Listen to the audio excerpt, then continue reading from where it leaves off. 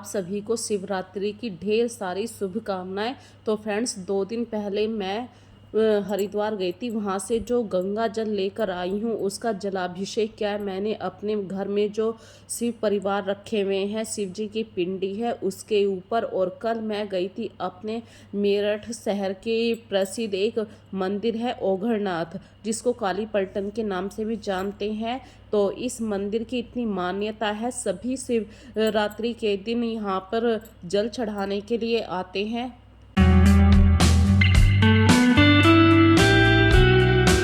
और मैं भी भगवान के आगे हमेशा नतमस्तक होकर कहती हूँ कि जैसे भगवान ने हमें आज तक हिम्मत दी है ऐसे ही आगे देते रहें।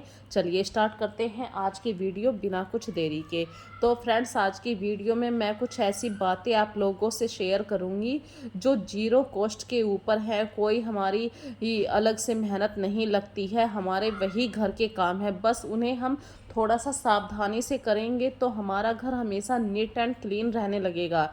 जैसे कि आपको घर की छत पर पौधे लगाने का शौक़ है, तो बारिश के दिनों में या नहीं भी बारिश के दिन है तो आप कितना भी पौधों में जब पानी देते हैं, कितना भी धीरे धीरे डाल लीजिए, मिट्टी थोड़ी सी बाहर आ ही जाती है।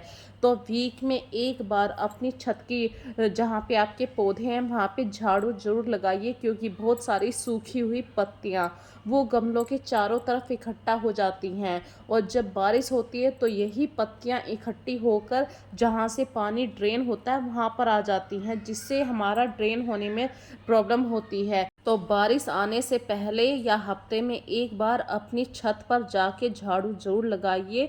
इससे जो भी पत्तियां इकट्ठी होंगी उन मोटी मोटी पत्तियों को आप किसी गमले में सबसे नीचे भी भर सकते हैं या कचरे में फेंक दीजिए। और जो मिट्टी इकट्ठी हुई है उसे वापस अपने किसी भी फ्लावर पॉट के अंदर डाल सकते हैं, क्योंकि छत पर जब मिट्टी आती है तो ये ड्रेनेज होल में जाती है और फिर कहीं ना कहीं बाद में रुकावट होती है। तो ये छोटी सी एक बात थी जो मैंने आप लोगों के साथ शेयर करी है।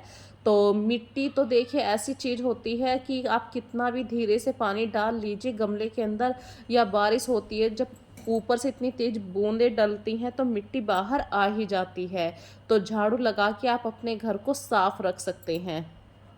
और फ्रेंड्स, त्योहारों का सीज़न शुरू हो चुका है, तो कोशिश कीजिए कभी ना कभी साल में एक बार दिन निकलता है शिवरात्रि का, तो आप अपने आसपास जो मंदिर है वहाँ ज़रूर जाइए, क्योंकि मंदिर जाके जो दिल को शांति मिलती है, सुकून मिलता है, वो कहीं और नहीं मिल सकता। तो ये जो अभी मैं क्लिप दिखा रही हूँ ये हमारे यहाँ की प्रसिद्ध मंदिर की क्लिप है, जो ओघरनाथ मंदिर है और बहुत ही फेमस मंदिर है। तो मैं कल शाम यहाँ पर गई थी। थोड़ा सा टाइम कभी कभी बच्चों के साथ बाहर के लिए निकालना ज़रूरी होता है।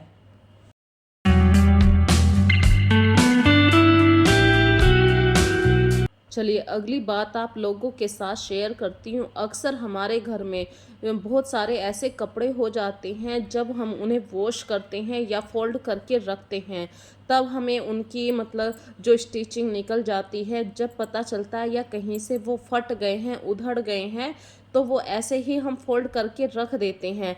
तो ये गलती कभी ना करें। जब आप उन्हें फोल्ड कर रहे हैं तभी हाथ की सुई से आप स्टिचिंग कर सकते हैं। यदि मशीन है तो मशीन से स्टिच करिए, क्योंकि यदि ये काम आपने पोस्टपोन कर दिया तो आपके माइंड से स्लिप हो जाएगा। और जब आपको उस कपड़े की ज़रूरत होगी तो या तो वो फटा हुआ दिखाई देगा, फिर आप उसको रख देंगे, और जिस चीज़ की समय पे ज़रूरत होती है वो सही से उस समय ना मिल पाए, तो ये हमारे घर का एक बहुत ही बड़ा लेजीपन होता है। तो अपने अंदर से लेजीपन को निकालिए। भले ही आपके हाथ की सुई से आपने इसे सिला हो, नहीं तो अदरवाइज़ आपको जाके किसी टेलर के पास इसे देना पड़ेगा। और यहाँ पे देखिए, इतने छोटे से काम के लिए आप टेलर के पास जाएंगे तो वो आपके पैसे भी ले लेगा, और ज़्यादा इतना बड़ा काम भी नहीं है। 10 रुपये का काम जिसको आप 10 सेकंडों के अंदर भी 10 मिनटों के अंदर अपने घर में बैठ के कर सकते हैं। बाहर जाएंगे तो टेलर मिनिमम आपसे 50 रुपये ले ही लेगा। तो अपनी कुछ हैबिट्स में चेंज करिए और अपने घर के पैसे भी बचाइए, अपने घर को सही से व्यवस्थित भी रखिए। अगली छोटी सी बात आप लोगों के साथ शेयर कर रही हूँ। अपने एंट्रेंस एरिया के पास नेचुरल प्लांट ज़रूर रखिए और डेली वहाँ पर डस्टिंग कीजिए, क्योंकि जो नेचुरल प्लांट से डेकोरेशन होती है या फिर आपने कितने भी एफर्ट्स वहाँ पे लगा रखे हैं और डस्टिंग नहीं करी है, तो आपकी सारी मेहनत बेकार हो जाती है। या तो आप किसी डस्टर का यूज़ कर सकते हैं, यदि डस्टर नहीं है तो कुछ बहुत ही सॉफ्ट फैब्रिक के कपड़े होते हैं। देखिए फ्रेंड्स, कभी कभी हम आलकस के कारण ये गलती कर देते हैं कि कपड़े को ऐसे ही यूज़ कर लेते हैं साफ़ सफाई के लिए, पर जो छोटे छोटे से धागे निकले हुए होते हैं किनारी पर, ये अक्सर हमें परेशान करते हैं सफाई करने के लिए। और हर जगह डस्टर भी नहीं जा सकता है। कभी कभी ये छोटे छोटे से फैब्रिक इतने सॉफ्ट फैब्रिक होते हैं, इनसे सफाई करना बहुत ही आसान हो जाता है। जैसे कि अभी मैंने डस्टर की जगह डस्टर को यूज़ करा, पर एक जगह ऐसी भी होती है, बहुत छोटे छोटे से कंटेनर होते हैं। ये मेरी किचन का एक कंटेनर था, जैसे कि किसी को चाय नमकीन बिस्किट दे देना। पर बहुत साल पुराने मैं ये कंटेनर यूज़ करती थी, लेकिन अब इसकी जो प्लास्टिक है वो बहुत ज़्यादा डल हो गई और टूटा नहीं है, ये बिल्कुल सही है इसकी प्लास्टिक। तो ऐसे बर्तनों को आप फेंकिए मत, इन बर्तनों को आप अपने घर के लिए और कहीं पे यूज़ कर सकते हैं। जैसे कि हमारे घर में बहुत छोटा छोटा सा सामान होता है, हमारा सेप्टिक पिन हमें टाइम पे नहीं मिलती, क्लिप नहीं मिलती, या गले में डालने वाली छोटी सी एक चैन होती है, हम ऐसे ही कहीं पर भी रख देते हैं। तो इन चीज़ों को यदि आप किसी बॉक्स में इस तरीके से संभाल के रखेंगे, तो आपके माइंड में हमेशा रहेगा कि सेप्टिक पिन मैंने वहाँ पर रखी थी। और फ्रेंड्स, बहुत सारे काम ऐसे होते हैं कि देखने में तो बहुत आसान लगते हैं, पर जब हम उन्हें करने बैठते हैं तो हमें पता चलता है कि इस काम में कितना समय लग गया है, बहुत ज़्यादा एफर्ट्स लगाने वाले हैं। बिल्कुल भी आसान न हो, तो इन सभी कामों को इजी बनाने के लिए, आप इफ़ेक्टिव बनाने के लिए आपके पास समय का ज़रूर ध्यान होना चाहिए आप लोगों को। तो इसके लिए आप एक टाइमर का यूज़ कीजिए। टाइमर की बात आई है तो फ्रेंड्स देखिए, मैंने जो अपनी पुरानी घड़ियां होती हैं वो इधर उधर ना फेंक के इसी कंटेनर के अंदर रखी थी। इसी तरीके से देखिए, ये छोटा सा जो फैब्रिक था, क्लीन करने के लिए इतनी छोटी जगह पे डस्टर नहीं काम आएगा, तो इतनी छोटी जगह पे एक सॉफ्ट फैब्रिक ही काम आता है। और अक्सर हमारे घर में हमें छोटे छोटे से पैसे कभी भी नहीं मिल पाते, जब हमें इन पैसों की ज़रूरत होती है कि जैसे 2 रुपये किसी को देने होते हैं, टाइम पर हमें ये 2 रुपये नहीं मिल पाते हैं। तो इसके लिए आप किसी ऐसे बॉक्स को हमेशा रखिए जो बॉक्स आप यूज़ नहीं कर रहे हैं। तो मेरे घर में ये बॉक्स था, काफ़ी साल पुराना, ये आई थिंक 20 ईयर पुराना बॉक्स है, मुझे किसी ने गिफ्ट में दिया था। तो इस तरीके की हमारे घर में बहुत सारी चीज़ें होती हैं जिनको हम रीयूज़ कर सकते हैं किसी ना किसी पर्पस से।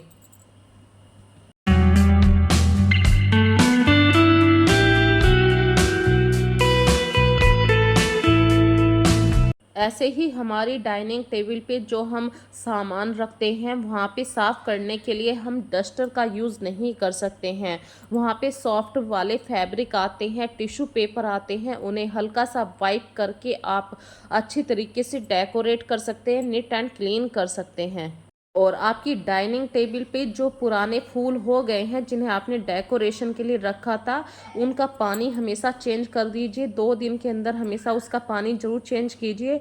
यदि फूल पुराने हो गए हैं, उनकी पत्तियां झड़ रही हैं, तो फूल को भी आप चेंज कर दीजिए। और डस्टिंग ज़रूर कीजिए डेली। ये कुछ हैबिट होती हैं जिससे आपका घर हमेशा नीट एंड क्लीन रहेगा। इसी तरीके से फ्रेंड्स, अगली छोटी सी बात शेयर कर रही हूँ। आपके घर में यदि एंट्रेंस एरिया के पास बिल्कुल ओपन एरिया है, तो उस जगह को बिल्कुल पर्दे से कवर करके रखिए, ताकि ऐसे पर्दे यूज़ कीजिए वहाँ से सनलाइट ब्लॉक हो जाए, क्योंकि इस मौसम में जितनी सनलाइट आपके घर में आएगी, मक्खियाँ उतनी ही आती हैं। इसी तरीके से अपने एंट्रेंस एरिया के पास बरसात के दिनों में अम्ब्रेला ज़रूर रखिए। कुछ ऐसी बेसिक चीज़ें होती हैं जिन्हें हम टाइम पे ढूंढते ही रह जाते हैं और वो हमें टाइम पर नहीं मिल पाती हैं। तो एक साफ़ सुथरा घर होने के साथ साथ एक घर मैनेज होना भी बहुत ज़रूरी है, जो हमें टाइम पे हर चीज़ अच्छी तरीके से टाइम पे मिल जाए। जैसे कि की स्टैंड के पास आप इस अम्ब्रेला को हमेशा के लिए टांग सकते हैं, जो आसानी से आपको मिल जाए।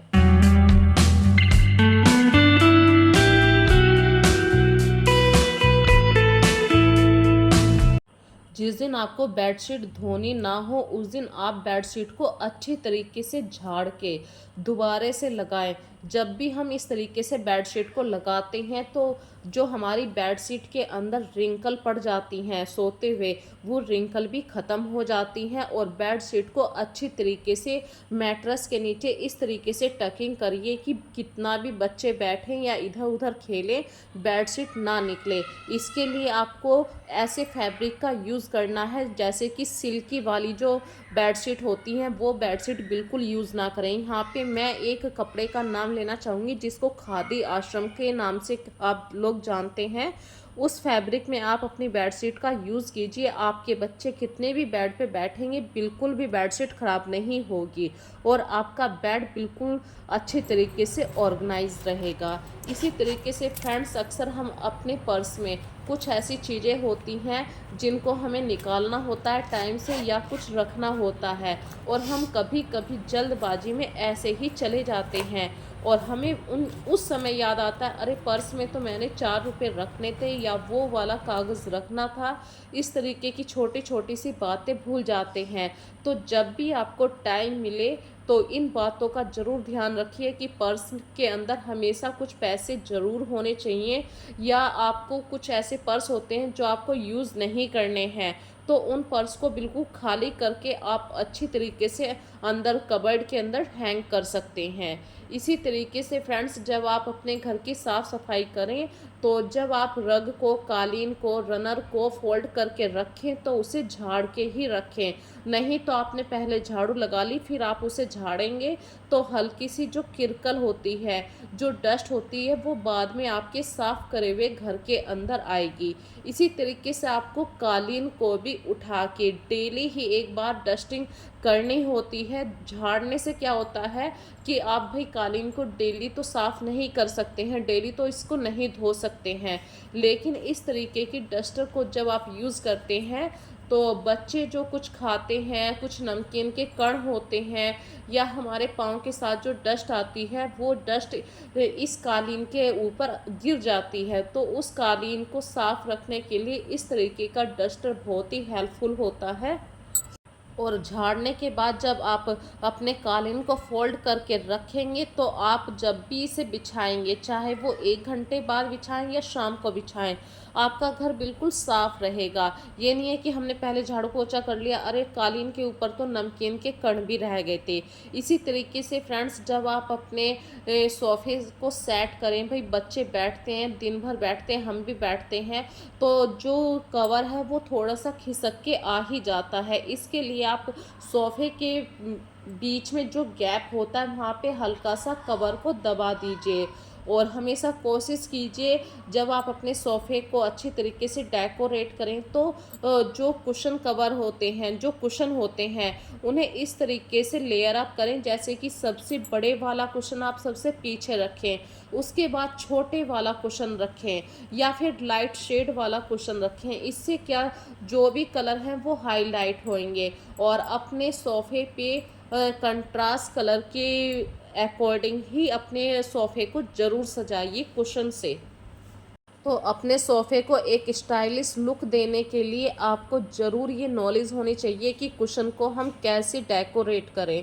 कंट्रास्ट कलर हो या अपोजिट कलर हो या वाइब्रेंट कलर हो, जो आपके सोफ़े को बिल्कुल ही एक अलग तरीके से लुक निकाल कर दे, क्रिएट करें ऐसा लुक कि आपको भी लगे कि हाँ, मेरा पुराने वाला सोफ़ा नहीं है, ये एक डल सोफ़ा नहीं है, बिल्कुल एक अट्रैक्टिव सोफ़ा है। इसी तरीके से फ्रेंड्स, बरसात के दिनों में आप यदि कपड़ों को शाम के वक्त में धोते हैं और वो प्रॉपर तरीके से पूरा नहीं सूख पाते हैं, नेक्स्ट डे उन्हें 10 मिनट की धूप ज़रूर लगाएं।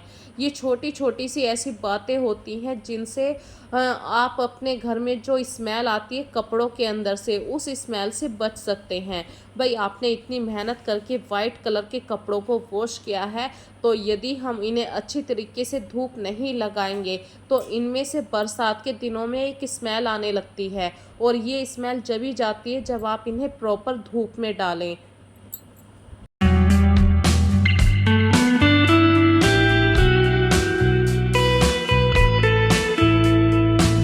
इसी तरीके से वाइट कलर के कपड़ों को धोने के लिए आप सबसे अच्छे से अच्छे सर्फ़ का यूज़ कीजिए, चाहे वो वैनिश सर्फ़ हो या कोई भी अच्छा सर्फ़ हो। मैं जो भी सर्फ़ यूज़ करती हूँ उन 2 सर्फ़ को या 3 सर्फ़ को एक साथ एक कंटेनर में मिक्स करके भर देती हूँ और मुझे जब भी वाइट कपड़ों को धोना होता है 1 चम्मच उठाया और सर्फ़ के अंदर मिला के डाल दिया। इससे क्या है, मेरा थोड़ा-सा टाइम भी बच जाता है और मुझे ये नहीं सोचना पड़ता कि वाइट कपड़ों को धोने के लिए क्या मैंने वो सर्फ़ यूज़ करा था या नहीं। इसी तरीके से फ्रेंड्स, जब हम बाहर से कभी-कभी आते हैं और अपने बच्चों के स्कूल बैग का हम कभी-कभी यूज़ कर लेते हैं, तो उस बैग को आप जब भी यूज़ करें तो उसे वॉश करके ही अपने बच्चों को दीजिए, क्योंकि बाहर पता नहीं कहाँ हमने बैग नीचे भी रखा है, उसके अंदर छोटी-छोटी सी गंदगी भी आ जाती है और बच्चे जब स्कूल बैग लेकर जाएंगे तो उन्हें एक साफ़ बैग ही मिले। इसी तरीके से फ्रेंड्स, कभी-कभी हमारे घर में सब्ज़ी नहीं होती है, तो ऐसी जल्दबाजी में भूख लग रही है तो आप सिंपल से आटे में अजवाइन, जीरा, नमक डाल सकते हैं और पूरियाँ उतार के बच्चों को चाय के साथ नाश्ते में दे सकते हैं। तो कभी-कभी इस तरीके की सिचुएशन भी हो जाती है अपने घर में। और चाय के साथ यहाँ पे भी एक छोटी-सी ट्रिक आप लोगों के साथ शेयर कर रही हूँ। यदि चाय बार-बार उबल रही है तो आप उसके अंदर चाय की छलनी को डाल दीजिए, चाय नहीं उबलेगी। और लोहे की कढ़ाई को जैसे ही साफ़ करके आप गैस के ऊपर रखें, उसे कपड़े से ज़रूर साफ़ कीजिए, अदरवाइज़ जंग के निशान आ जाएंगे।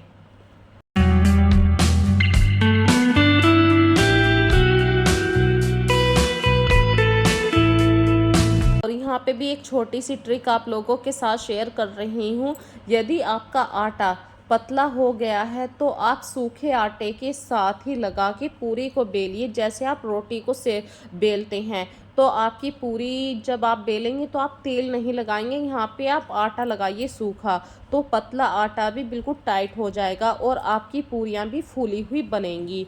यदि आपको चेक करना है तेल गर्म है या नहीं, छोटी सी पूरी बना के मतलब एक चुटकी आटा लेके आप तेल के अंदर डाल के देख दीजिए। यदि वो छोटी सी चुटकी भर आटा तेल में बिल्कुल सीधे नीचे चला जाता है तो समझ जाइए अभी आपका तेल बिल्कुल भी गर्म नहीं है। तो फ्रेंड्स, आज की वीडियो में मैंने आप लोगों के साथ बहुत सारी बातें शेयर करी हैं। यदि आज की वीडियो में आपको कोई भी बात पसंद आई है तो प्लीज़ इस वीडियो को ज़्यादा से ज़्यादा लाइक कीजिए, शेयर कीजिए और जो व्यूअर पहली बार मेरी आवाज़ सुन रहे हैं तो प्लीज़ चैनल को सब्सक्राइब ज़रूर कर लीजिए। फिर मिलेंगे एक नई वीडियो में नए कॉन्सेप्ट के साथ, तब तक के लिए बाय बाय।